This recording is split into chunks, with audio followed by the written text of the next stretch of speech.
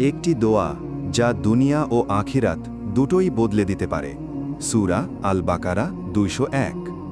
ভাবুন তো, আপনি যদি এমন একটি দোয়া পান যেটি দুনিয়ার কল্যাণও চায়, আখিরাতের মুক্তিও চায়, আর আপনাকে জাহান্নামের আগুন থেকে রক্ষা করার আবেদনও করে।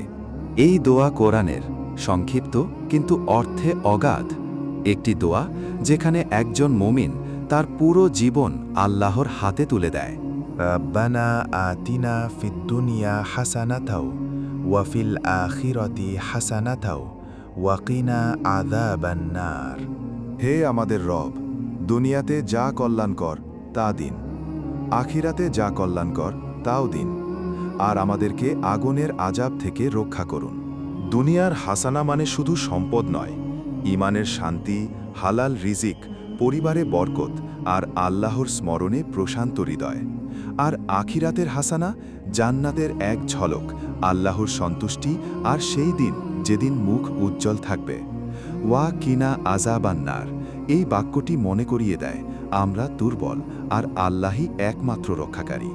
এই দোয়া পড়ুন ফরজ নামাজের পরে, সেজদায় আর জীবনের প্রতিটি মোড়ে।